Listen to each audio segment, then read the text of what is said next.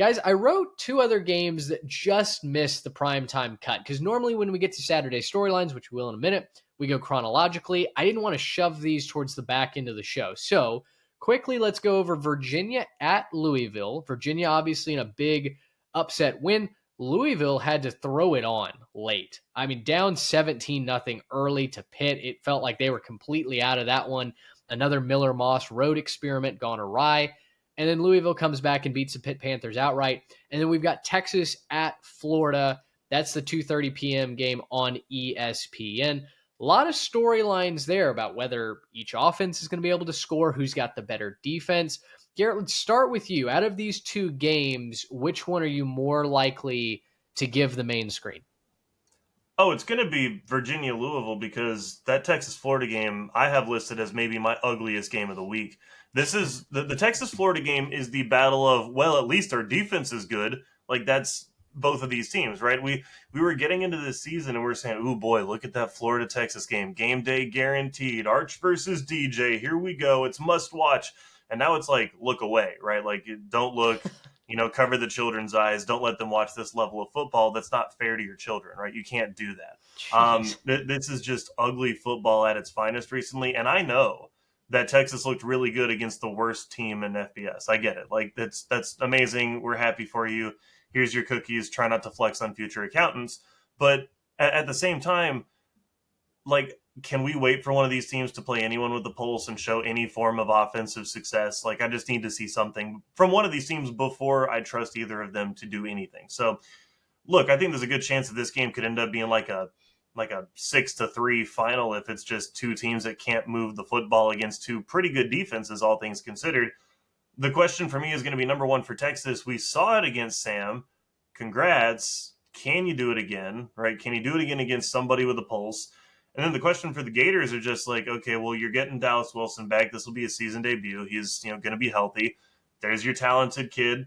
Go ahead, throw him in there. Does that change anything for your offense? Like, can that kind of big play threat over the top be enough of a difference maker against this Texas defense? I don't know. Like, I'm not really sure. And frankly, at this point, I don't really want to say anything good about these offenses because I don't trust it. So, look, can DJ Lagway be efficient, avoid the big mistake? Can Arch find a way to fix his mechanics, not be injured, not, soil his drawers, if that's what Steve Sarkisian was trying to imply? I'm just trying to figure out what the deal is with both of these offenses. Truly, either of these offenses have the talent, in my view, to all of a sudden explode. So this could be a blowout either direction. But for me right now, I think it's probably the ugliest game of the week. And it's definitely the one that I have no read on in terms of the winner. So I picked Texas, I guess, in that one because I've seen something from their offense. But that game will definitely be on the phone until it proves that it's going to be a fun one to watch. Yeah, I think the more aesthetically pleasing offensive game will certainly be in Louisville, Kentucky. I like Virginia to cover the spread. It's a 7.5-point spread. Not sure if I'm ready to pick them outright just because, like I said in the Florida State preview, man, I'm not sure what to think of Virginia. This is also a Virginia team that lost a shootout to NC State. You live by the shootout, you die by the shootout. But I will say, I think if they can avoid the letdown spot and start hot on the road, I'm a little worried that Louisville can pick up the pace again. They've been really sluggish to start these games. You mentioned it against Pitt last weekend, Mitch.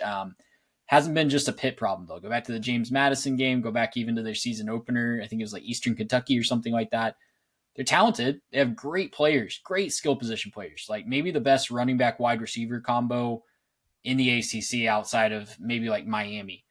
But just for some reason, they have not been able to get out of first gear offensively. And if they struggle to do that against Virginia and Virginia races out to like a 17-0 lead like Pitt did last week, it's going to be really hard for them to come back against that offense and shut down the offense that Virginia has.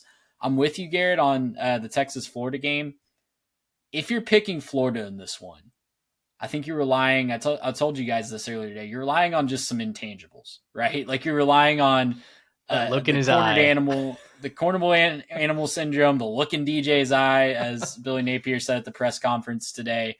The Napier last stand, right? A home game off a bye, all that stuff. And, to be fair, there's a little bit of a narrative developing with Dallas Wilson. There's a 5-star freshman coming in to save the day, just like DJ Lagway last year. It's a big time game at home that they won a couple of those last year. So this is a really good defense that I think is going to give Arch some problems and give that Texas offense some problems, but they can also get God on the ground. And if Texas is willing to commit to the run, then I don't see how they don't win this game eventually. It might be ugly, but I think they'll get out of there with a win. But the question is, Mitch, and I asked you this in our group text, like, will they commit to the run? That is the question. Did they get Baxter or Wisner back? Those guys are they're supposed to get I think Wisner back. One of those two guys at least is. Yeah, because I'm like, without their top two, that's like devastating to their ability to run the football. I might have the specific guy wrong, but I think they're supposed to get one of those two back this week. I think it's Wisner that's back this week. Correct us in the comments. Obviously, we get stuff wrong all the time, so let us know if it's Baxter. I thought he was done for quite a while, but maybe I had that wrong. I think Texas has to commit to what's going to work on the road, away from home, an intimidating place to play. Look, Arch may have gotten more comfortable throwing the deep ball. The offense sure looked like it was clicking against Sam Houston, but you take a step up in competition again, which if Florida can hang their hat on anything, it's defense, right? And they held Miami to just a handful of points, really, until that game kind of got away from them late, and their offense just couldn't stay on the field. They held LSU's offense to almost nothing. Not necessarily sure that's a huge accomplishment with what we're seeing from the Tigers, but there is a theme where Florida's defense does not allow the momentum to build on the other side of the ball. The problem is that offense just has not been able to get anything going at home or on the road. It feels like the game's moving too fast for DJ Lagway. It felt like the game was moving too fast for Arch early on too. I don't necessarily know that I trust either of these quarterbacks, but when you're asking me which team do I trust more, I'm going to say Texas. Behind a good offensive line, they do have the talent. I mean, their running back stable is 4 or 5 guys deep, right? Like if it's not Wisner or Baxter or whoever, they've got plenty of blue chips ready to step up and make that next step. I like the cohesiveness of the Longhorns better in a game where they're not going to be surprised, right? They're not going to be thrown by the atmosphere in the swamp. They're not going to be surprised that Florida has a good defense. I don't know what Florida throws a counterpunch with, because Texas's defense is one of the best in the country as well. And if there's one thing that travels on the road, it's your defense. It's how you're able to play in the line of scrimmage. That secondary has been very good as well. I kind of think it's rinse and repeat for Lagway. You heat him up, you get the pressure off the edge. He throws it into double, sometimes triple coverage. I've got the Longhorns running away with this one. And I say running away, I think, 10 to 13 points. But given the way that we've seen Florida play offense, to me, that's a game that's filled with, okay, could Texas be scoring more points here? Sure. Would you like them to have not missed that field goal? Absolutely. But it never really felt like Florida was in danger of coming back or winning this game. So I'll take the Longhorns to double up the Gators. Circling back to Virginia and Louisville, I'm actually going to go with Louisville, guys. And I don't necessarily have a statistic for this. I think Isaac Brown did not get going. The Louisville running game was not good last week. I would like to think that rebounds at home, where Isaac Brown has been very good. Virginia's kind of average at defending the run. I talked about stay in your lane Saturday, right? Finish through the line. I wonder if the Cavs are maybe out of gas. They've got a bye week next week. They've obviously had a lot of success so far for a program that's not used to consistent, sustained success. And we've seen this time and time again. You have a big upset at home. You make a statement in the friendly confines.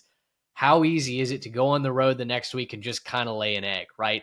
I'm not sure that I'm not accusing Virginia of just coming out flat, but the turnovers at Chandler Morris is very prone to give to the other team, plus the explosiveness that I've seen from Louisville's offense. We saw it last week in their comeback attempt against Pitt.